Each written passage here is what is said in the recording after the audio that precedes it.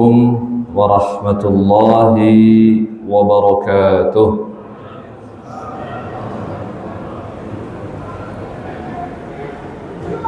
Alhamdulillahilladzi hadana li hadza wa ma kunna linahtadiya laula an hadana Allah. Asyhadu an la ilaha illallah wa asyhadu anna Muhammadan abduhu wa rasuluhu la nabiyya ba'dah.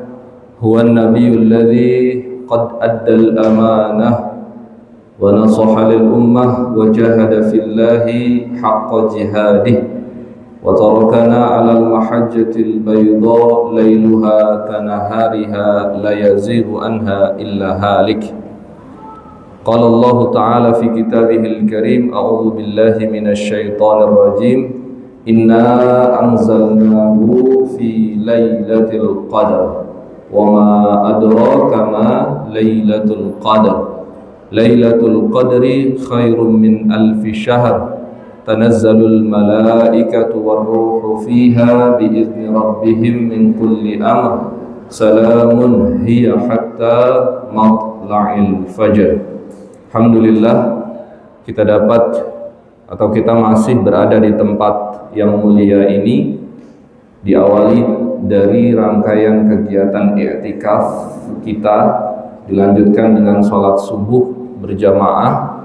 Kemudian saat ini kita melanjutkan dengan kegiatan kajian ba'da subuh, yang semoga seluruh rangkaian kegiatan kita di malam hari ini sampai pagi hari ini seluruhnya bernilai ibadah di sisi Allah Subhanahu wa ta'ala. Amin ya rabbal alamin. Karena dari surat Al-Qadar yang tadi saya bacakan, sesungguhnya keutamaan malam Lailatul Qadar itu sama-sama sudah kita ketahui. Namun perlu kita ketahui juga bahwa Allah menyebutkan bahwa di malam Lailatul Qadar itu selain Allah memutuskan takdir-takdir kita sekalian, itu kemudian Allah juga sesungguhnya menurunkan sesuatu yang sangat mulia yang kita kenal saat ini adalah dengan Al-Quran. Jadi itu waktunya berbarengan para jamaah sekalian, dan kata yang digunakan oleh Allah itu adalah anzala, anzalnahu, diambil dari akar kata nazala yang zilu, tetapi kemudian di sini ditambahkan huruf alif menjadi anzala, yang artinya adalah Allah di malam itu juga menurunkan kitab sucinya, yaitu Al-Quran sekaligus, satu waktu. Sedangkan kemudian di malam 17 Ramadan yang beberapa waktu lalu kita peringati dengan peristiwa nuzulul Quran, itu sesungguhnya adalah peristiwa diturunkannya Al-Quran. Kalau yang malam Lailatul Qadar, Allah itu langsung menurunkan dari dirinya langsung ke suatu tempat yang dikenal dengan Baitul Izzah. Itu malam Lailatul Qadar, anzalnahu. Nah, kemudian di malam 17 Ramadan, beberapa riwayat yang valid itu mengatakan diturunkannya, awal mulanya diturunkannya Al-Quran oleh malaikat Jibril kepada Nabi Muhammad SAW. Jadi ada dua periode, memang ada dua tahap. Pertama tahap sekaligus, yaitu menggunakan kata anzala atau anzalna. Lalu di malam 17 Ramadan menggunakan kata nazzala. Salah satunya adalah inna nahnu nazzalna dzikra wa inna lahu lahafizun. Kalau menggunakan kata nazzala itu artinya bertahap gitu ya, selama 23 tahun kurang lebih kepada Nabi Muhammad SAW. Nah, oleh karena itu di malam Lailatul Qadar, kenapa kemudian disebut dengan malam yang sangat mulia? Karena selain nasib-nasib manusia itu juga ditentukan di sana, ya, itu kemudian juga diturunkan sesuatu yang amat mulia, yaitu Al-Quran, oleh makhluk yang mulia, yaitu malaikat Jibril alaihissalam, kepada sosok yang sangat mulia, yaitu Nabi Muhammad sallallahu alaihi wassalam. Jadi yang berkaitan dengan malam Lailatul Qadar itu seluruhnya adalah sesuatu kemuliaan. Maka kemudian Allah jamin gitu ya, ketika seseorang yang mendapatkan malam Lailatul Qadar, dia sesungguhnya sudah mendapatkan kemuliaan di sisinya. Oleh karena itu lagi-lagi semoga apa yang kita niatkan gitu ya, beriktikaf di malam ini betul-betul terwujud gitu ya. Kita mendapatkan malam Lailatul Qadar. Amin ya rabbal alamin. Nah, di samping itu juga perlu kita sampaikan ya perasaan duka kita yang mendalam di saat kita sedang melakukan ibadah puasa di bulan Ramadan ini. Ternyata saudara-saudara kita yang ada di Palestina sana itu kembali mendapatkan ujian ya, yaitu dibombardir oleh pasukan Israel gitu. Nah, sebelum kita masuk ke materi kita pada pagi hari ini ya, ada satu karya yang pernah ditulis oleh seorang ulama dari Mesir ya, yang namanya Syekh Tontawi. Itu menceritakan tentang tindak tanduk ya, tingkah laku dan karakteristik Bani Israel gitu. Kalau kita baca sejarah itu, Bani Israel memang umat yang cukup tua, panjang usianya gitu ya. Bahkan melebihi sejarah bangsa Arab itu sendiri. Tetapi mayoritas ya, periode atau waktu yang dilalui oleh Bani Israel, kalau di dalam Al-Quran itu diceritakan hampir seluruhnya itu negatif. Hampir seluruhnya adalah keburukan-keburukan. Padahal kalau kita mau baca sejarah gitu ya, Bani Israel itu kan sudah ada sejak periodenya Nabi Ibrahim dan Nabi Ismail alaihimassalam gitu. Jadi Israel itu sebetulnya dinisbatkan ke putranya Nabi Ibrahim yang bernama Nabi Ishak. Nabi Ibrahim kan punya dua, Ismail dan Ishak. Ismail itu nanti menurunkan anak cucunya yang kemudian menjadi bangsa Arab. Sedangkan Nabi Ishak itu adalah menurunkan anak cucunya yang kemudian salah satu putranya bernama Israel. Maka dikenal sebagai Bani Israel. Itu terjadi di abad 17 sebelum Masehi gitu ya. Nah, itu sudah ada bangsa Israel sebetulnya, Bani Israel. Nah, yang menarik adalah kalau dalam tradisi Islam itu yang kisah yang kita yakini bahwa putra Nabi Ismail yang disembelih itu adalah Nabi Ibrahim yang disembelih adalah Ismail alaihi salam. Tetapi banyak diceritakan ya di beberapa kisah Israiliyat gitu ya. Kisah Israiliyat adalah kisah yang diambil dari kitab Taurat dan Injil gitu ya. Tetapi ini belum tentu valid gitu ya. Bahkan cenderung lebih kepada tidak validnya gitu ya. Itu diceritakan yang disembelih bukan Nabi Ismail, melainkan Nabi Ishak gitu ya. Tujuannya apa? Tujuannya sebetulnya ingin mengangkat popularitas dan keutamaan bangsa Israel gitu ya. Jadi dihembuskan cerita kisah Israiliyat ini supaya orang-orang itu meyakini, oh ternyata yang disembelih adalah Ishak dan ini adalah kemuliaan bagi bangsa Israel. Itu kisah Israiliyat gitu. Jadi sudah sebegitunya gitu ya. Bangsa Bani Israel itu mendistorsi kitab sucinya. Dan tidak hanya itu saja keburukan yang mereka lakukan gitu ya. Mereka juga tidak segan-segan membunuh gitu ya, para nabi dan rasul yang diutus kepada mereka gitu ya. Jadi kan setelah atau pasca Nabi Ibrahim dan Nabi Ismail alaihissalam itu banyak Nabi Ibrahim yang diutus kepadanya. Di antaranya misalnya adalah Nabi Yakub dan Nabi Yusuf di Mesir. Itu juga diutus kepada Bani Israel. Nah, berikutnya juga ada, nah kalau Nabi Yakub dan Nabi Yusuf itu di abad 15 sebelum Masehi gitu ya. Selanjutnya adalah kisah yang terkenal, yaitu antara Nabi Musa dengan Fir'aun. Artinya Nabi Musa pun diutus kepada Bani Israel gitu ya. Tetapi kan selalu yang kita dengarkan dalam kisah dalam Al-Quran gitu ya, yang terjadi adalah Nabi Musa alaihissalam dengan Fir'aun dan Bani Israel itu kan nggak akur gitu ya. Bahkan ada perlawanan dari Bani Israel. Jadi lagi-lagi inilah karakteristik yang diceritakan Al-Quran Al-Quran tentang Bani Israel. Jadi memang wataknya sangat keras kepala. Lalu pasca Nabi Musa ada Nabi Daud dan Nabi Sulaiman, itu juga kemudian diutus kepada Bani Israel di abad 10 sebelum Masehi. Lalu kemudian di abad 1 Masehinya itu diutus Nabi Isa alaihi salam. Jadi semua nabi dan rasul yang diutus kepada Bani Israel itu didustakan gitu ya. Bahkan tidak segan-segan mereka itu membunuh gitu. Jadi bisa dibayangkan gitu ya. Kalau orang yang memiliki otoritas untuk menyampaikan visi dakwah dan kenabian saja berani mereka lawan, apalagi orang-orang rakyat dia biasa gitu.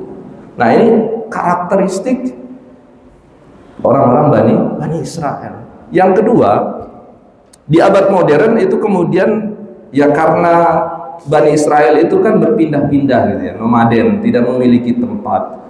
Itu kemudian misalnya di abad atau di tahun 1879 ya, itu mereka kemudian mendeklarasikan berdirinya organisasi yang namanya Zionis gitu. Ya, dan karakteristik kedua dari Bani Israel adalah mereka jago dalam hal lobby-lobby politik gitu ya. Jadi memang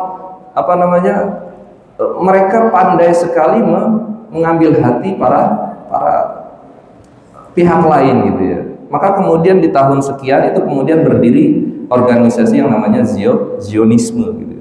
Kemudian dideklarasikan negara Israel itu di tahun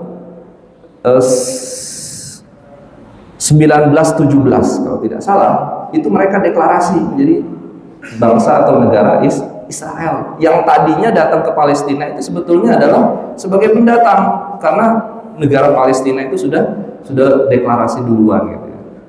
Nah, kemudian di tahun 1979 atau 78 itu ada perjanjian yang dikenal dengan Camp David gitu ya, yang difasilitasi oleh Amerika gitu. Jadi watak atau karakteristik Bani Israel atau bangsa Israel yang kita kenal kemudian itu sebetulnya sudah diceritakan dalam Al-Quran. Tetapi lagi-lagi walaupun mereka memiliki sisi sejarah yang panjang gitu ya, tetapi mereka seluruhnya hampir didominasi oleh keburukan dan kejelekan sifat mereka gitu. Dan apa yang terjadi di negeri Palestina saat ini gitu ya, itu sebetulnya adalah konspirasi betul-betul para jamaah sekalian. Jadi tidak hanya penguasa bangsa Israel saja sebetulnya yang melegalkan genosida di Palestina sana gitu ya. Kaum cendekiawan Yahudi pun sebetulnya sudah memperkuat dengan artikel-artikel dan buku-buku yang membolehkan genosida yang terjadi di tanah atau di bangsa Palestina saat ini gitu. Jadi memang antara penguasa dengan kaum cendekiawan Yahudinya sendiri itu memang sudah sama-sama bersekongkol untuk membumi hanguskan bangsa Palestina, untuk menghancurkan, mengusir gitu ya, umat Islam dari Jazirah Palestina gitu. Maka kemudian di bulan yang suci ini yang bisa kita lakukan selain kemudian bagi saudara-saudara kita yang ada di Palestina sana, kita doakan supaya memiliki kekuatan dan kesabaran dalam menghadapi apa yang terjadi saat ini. Maka kita sebagai sesama umat Islam tidak ada salahnya kita bermunajat di bulan yang mulia ini, berdoa. Kita doakan saudara-saudara kita yang ada di Palestina sana itu mendapatkan kekuatan, mendapatkan kesabaran untuk kemudian mendapatkan kemenangan, sebagaimana Allah Subhanahu wa taala menolong pasukan Islam itu pada perang Badar gitu ya. Seperti kita ketahui bahwa perang Badar adalah perang yang pertama kali dilakukan oleh umat Islam. Tetapi lagi-lagi perang Badar ini sebetulnya adalah kita dalam keadaan bertahan sebetulnya. Tetapi kemudian Allah menurunkan para bala tentaranya yang tidak terlihat, yaitu para malaikat, untuk kemudian membantu pasukan Islam di Badar untuk kemudian memenangkan peperangan. Nah, oleh karena itu mudah-mudahan saudara-saudara kita yang di Palestina itu juga tidak lama lagi mendapatkan kemenangan. Amin ya rabbal alamin. Nah, berikutnya para jamaah rahimakumullah, di malam ke-23 ini tidak terasa ya, kita akan meninggalkan yang namanya bulan Ramadan. Maka kemudian yang kita harapkan adalah selain kemudian kita mendapatkan malam Lailatul Qadar, yang kita harapkan adalah semua kita yang hadir di sini itu memiliki sifat istiqomah gitu ya. Bagaimana kemudian kita melestarikan nilai-nilai Ramadan yang sudah yang kita latih selama 1 bulan penuh ini. Jangan sampai kemudian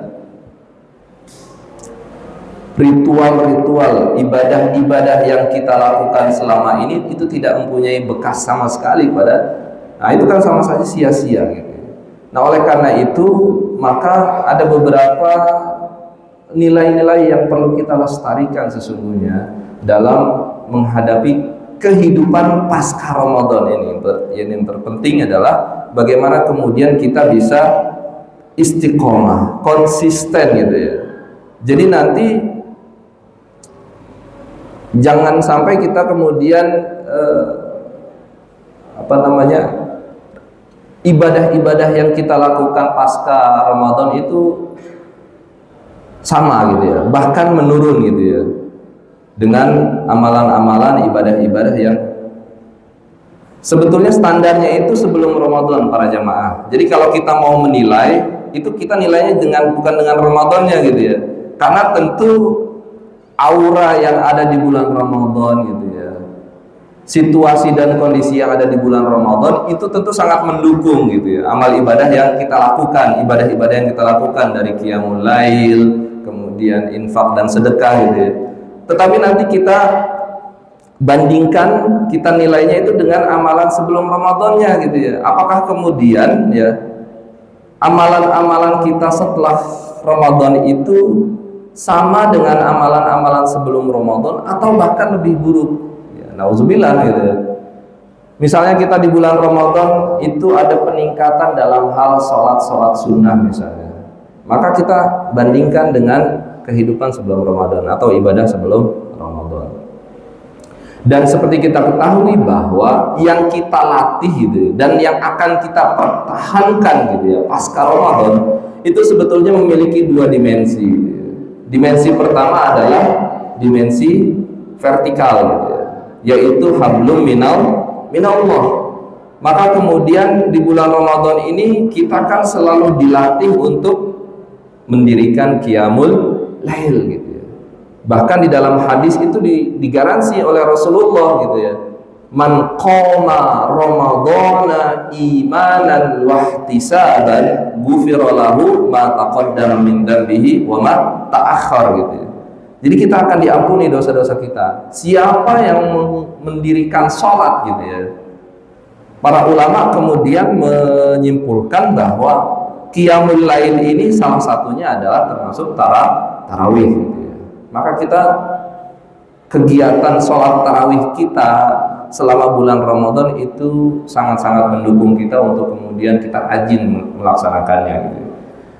Di samping tentu ada redaksi yang berbeda yang mengatakan bahwa man shoma ramadhana imanan wahtisaban. Jadi siangnya kita puasa, malamnya kita qiyamul lail. Nah, ini seluruhnya adalah dimensi vertikal gitu ya. Hablum minallah. Itu yang pertama gitu ya. Jadi kita memiliki ibadah yang langsung kepada Allah Subhanahu wa taala. Termasuk bacaan Al-Qur'an kita gitu ya. Seperti kita ketahui Al-Quran itu adalah wahyu dari Allah. Ketika kita membaca Al-Quran, maka seakan-akan kita sedang berdialog dengan yang namanya Allah Subhanahu wa ta'ala gitu ya. Bahkan tidak hanya membaca gitu ya. Di bulan Ramadan ini juga kita dianjurkan untuk menghafal gitu ya. Atau dikenal dengan tilawah gitu ya.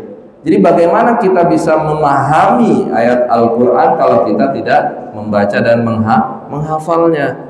Maka kemudian anak-anak kita, cucu-cucu kita itu kita anjurkan, kita dorong, kita motivasi untuk di bulan Ramadan ini untuk dekat dengan Al-Quran gitu ya. Nah baru yang ketiga adalah tadabbur Al-Quran. Nah itu salah satu sisi atau dimensi dalam bulan Ramadan. Nah itu yang kita pertahankan untuk kemudian nanti gitu ya, amaliyah atau ritual pasca Ramadan ini salah satu yang harus kita pertahankan. Yang kedua, di bulan Ramadan ini juga kan tidak hanya dimensi vertikal aja, tidak hanya hablum minallah saja. Kita juga dilatih untuk kemudian hablum minan nas, peka terhadap sesama kita gitu ya, menumbuhkan rasa empati gitu. Di dalam Al-Qur'an dijelaskan waqfid janahaka liman ittaba'aka minal mu'minin gitu. Nah oleh karena itu para jamaah sekalian, jadi ada dua dimensi yang perlu kita pertahankan untuk kehidupan kita pasca Ramadan.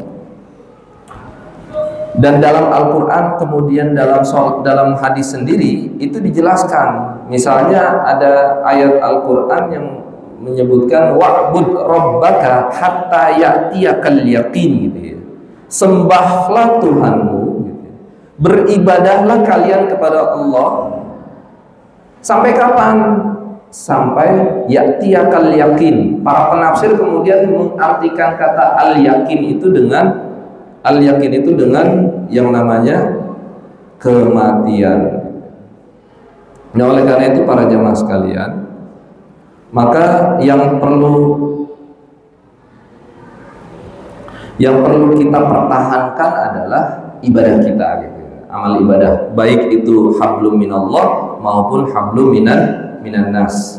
Nah kemudian juga apalagi yang perlu kita pertahankan, yaitu sholat dan zakat. Suatu ketika Nabi Isa alaihissalam itu pernah meriwayatkan an Isa alaihissalam wa awsani bis sholati waz zakati ma dumtu hayya.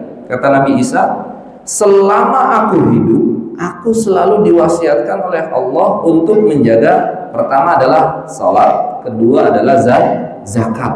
Lagi-lagi ini menggambarkan tentang bahwa ritual kita, ibadah kita itu harus ada dua dimensi vertikal dan dimensi sosial, hablum minallah dan hablum minan nas. Nah kemudian para ulama salaf itu mengkritik gitu ya, mengkritik umat Islam yang tahu agamanya, yang belajar agamanya itu cuma di Ramadan saja gitu ya, yang semangat dalam melakukan ibadah itu hanya di Ramadan saja. Kata ulama salaf, bi'sal qaumu la ya'rifuna Allah Ta'ala illa fi Ramadan. Celakalah suatu kaum, suatu umat, suatu kelompok yang mengenal Tuhannya hanya di bulan Ramadan saja.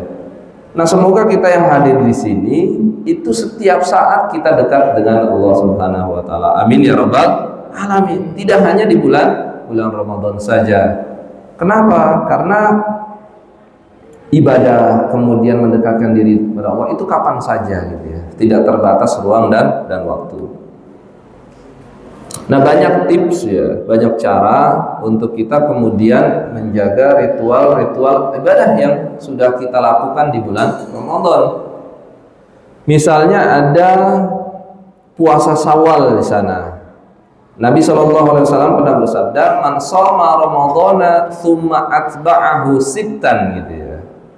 Dan para jamaah sekalian, secara medis gitu ya, ini juga pernah dibuktikan oleh para saintis, para ilmuwan gitu ya. Jadi proses detoksinasi dalam tubuh manusia gitu ya. Jadi proses detoksinasi itu adalah membersihkan tubuh kita dari racun-racun sisa dari makanan yang kita konsumsi gitu ya. Puasa itu sebetulnya salah satu manfaat dari sisi kesehatan adalah perut kita itu sehat gitu ya, tubuh kita itu sehat karena racun-racunnya itu keluar. Nah tetapi proses detoksinasi gitu ya, menurut ilmu kesehatan gitu ya, itu akan berhasil ketika dilakukan puasa selama bukan 30 hari, tetapi kemudian 36 hari gitu ya, kurang lebih gitu ya. Artinya apa? ketika kita puasa Ramadan selama 30 hari, kemudian ditambah dengan 36 hari, nah itu sesungguhnya ada kesamaan itu dengan teori kesehatan tadi. Maka kemudian Nabi SAW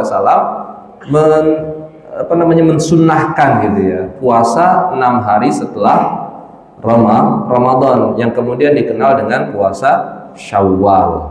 Nah, oleh karena itu disitulah genap 36 hari dan disitulah terjadinya proses detoksinasi dengan baik gitu.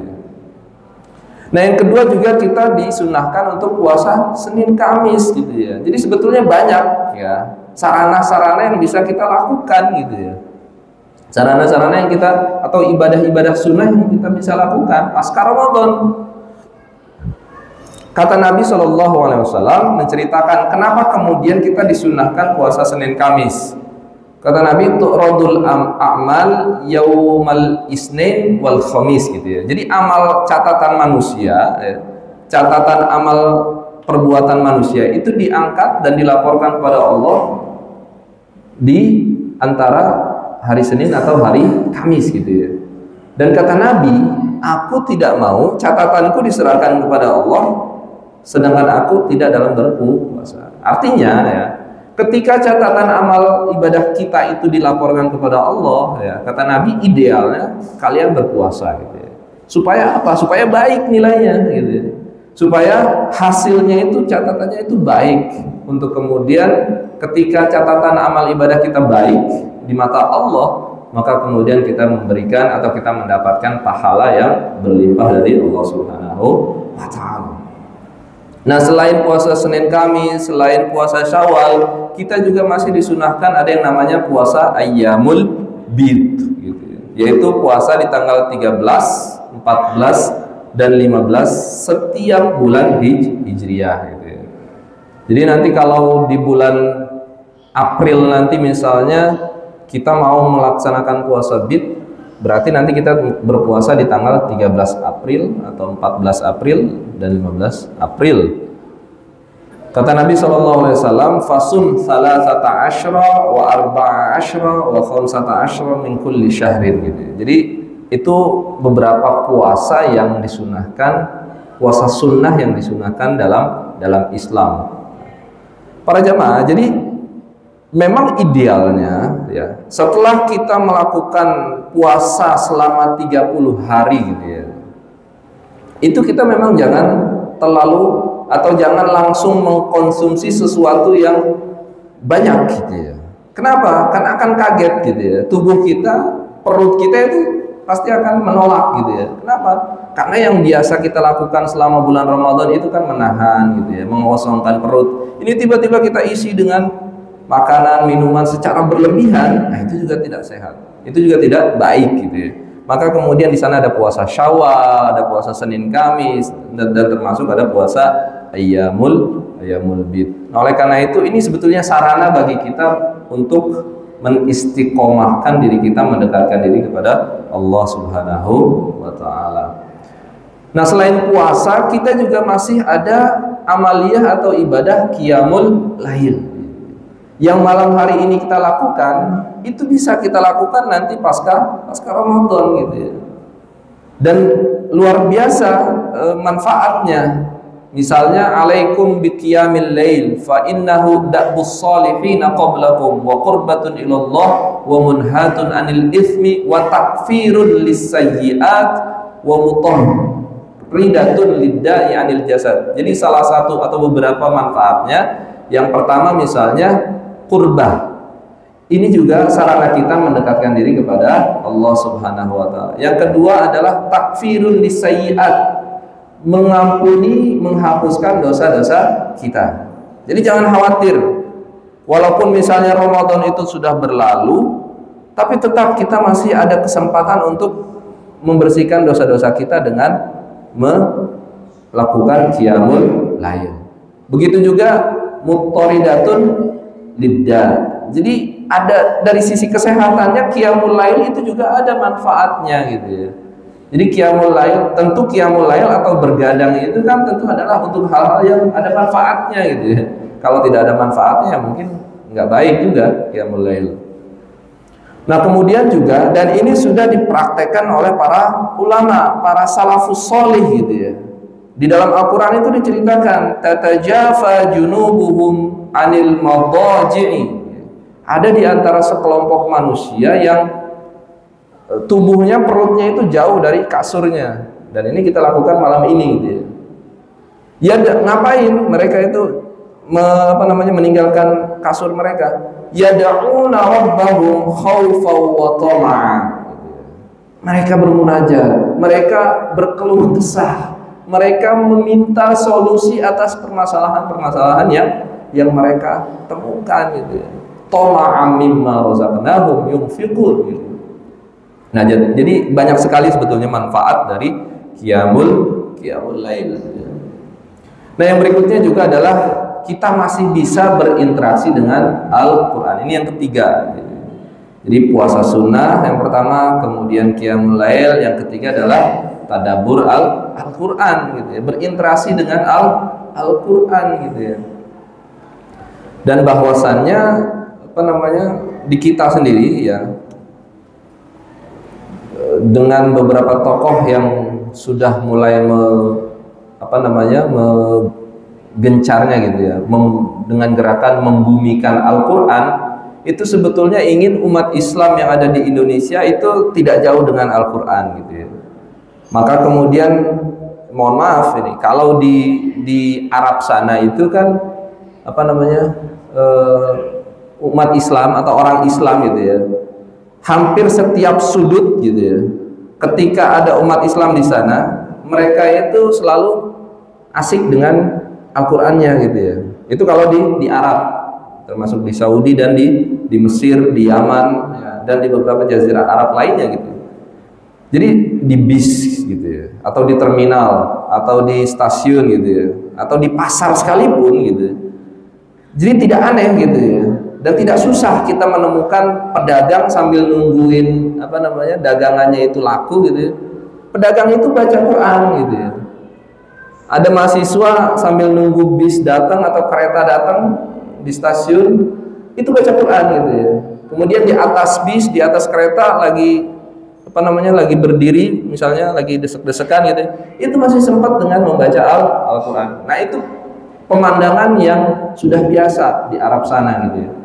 Nah, maka kemudian ada beberapa gerakan membumikan Al-Quran supaya umat Islam Indonesia itu tidak asing gitu ya dengan yang namanya Al-Quran, tetapi mereka tetap selalu berinteraksi dengan Al-Quran.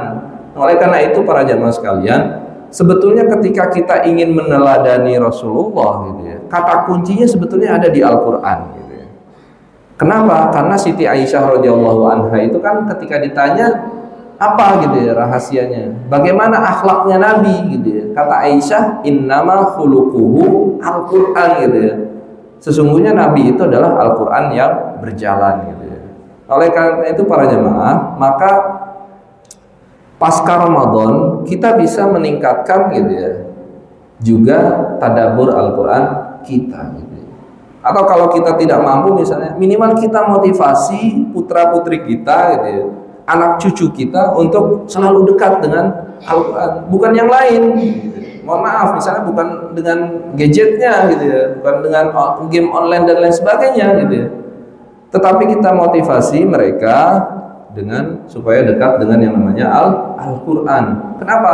Karena ini satu kata kunci juga gitu ya, bagi kemudian masa depan Islam yang cemerlang, itu sebetulnya ada dalam Al-Quran gitu ya. Ketika perang salib terjadi gitu ya, panglima pasukan salib itu kan mencari-cari gitu celah gitu ya, di mana ini kelemahan umat Islam gitu ya, kenapa umat Islam itu kok sesemangat itu gitu ya. Ternyata kemudian mereka menemukan, oh kata kuncinya ada di dalam Al-Quran. Kalau begitu kita pisahkan saja umat Islam dari Al-Quran gitu ya.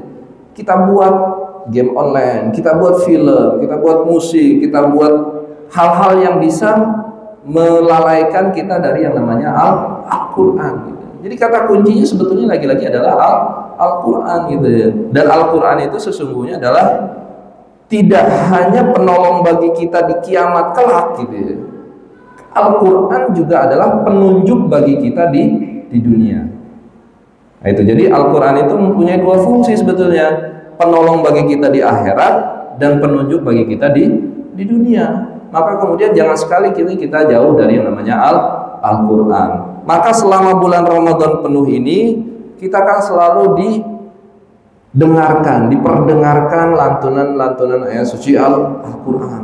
Para imam di salat-salat tarawih, salat-salat qiyamul lail itu banyak yang melantunkan ayat-ayat suci Al-Quran, bahkan 30 juz gitu.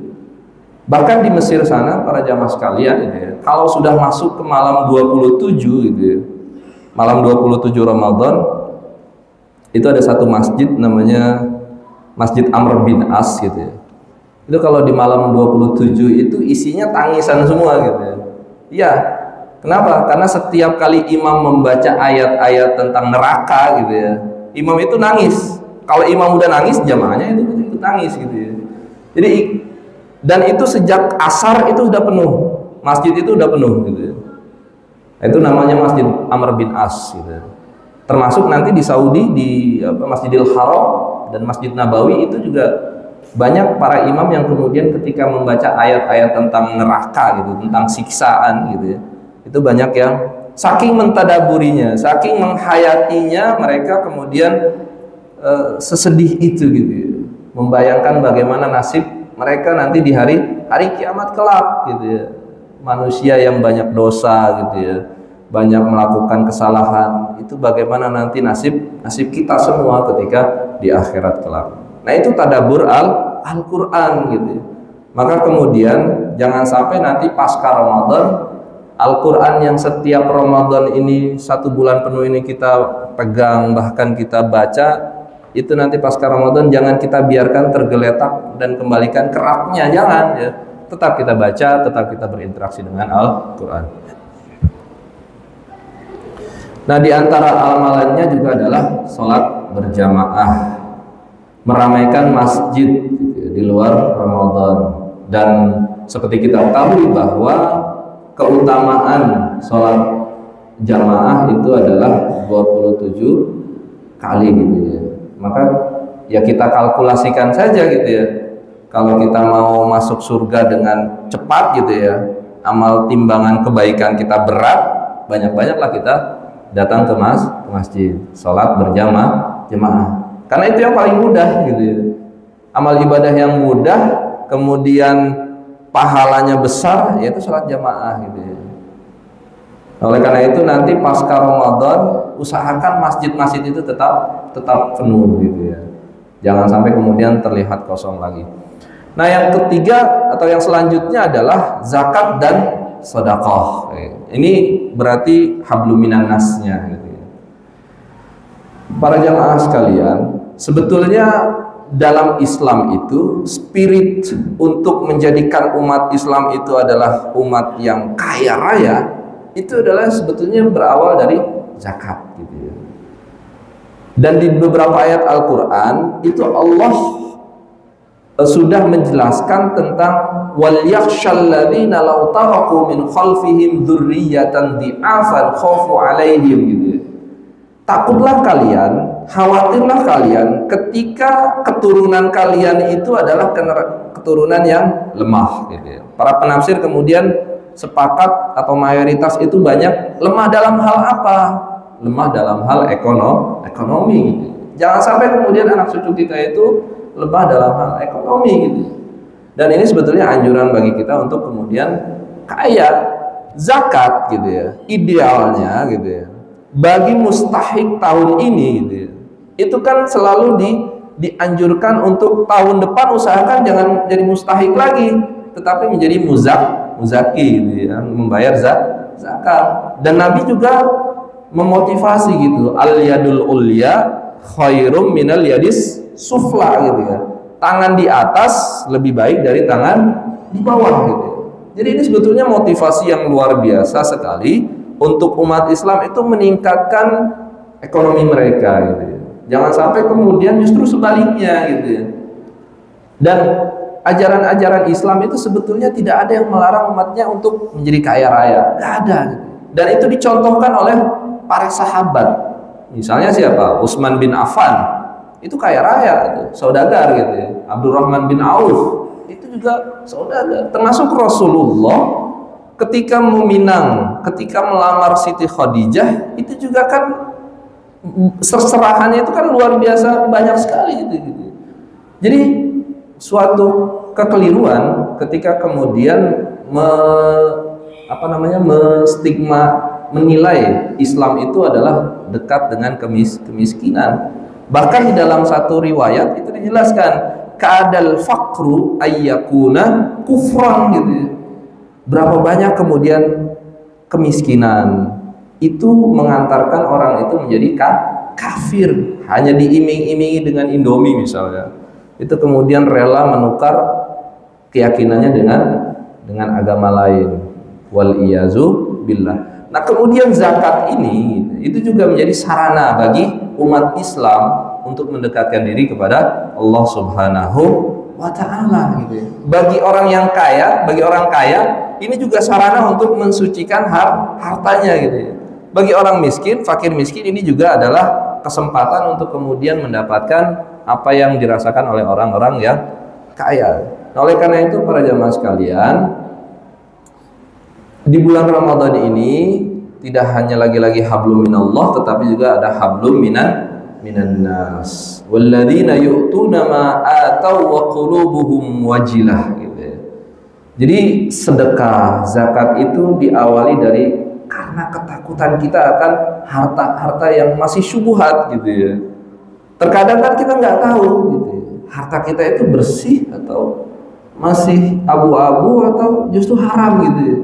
Dengan zakat ini minimal itu usaha kita, ikhtiar kita untuk mensucikan harta kita. Ada yang mengartikan zakat itu dari kata zakat artinya suci gitu ya. Ada juga yang zakat itu tumbuh gitu ya.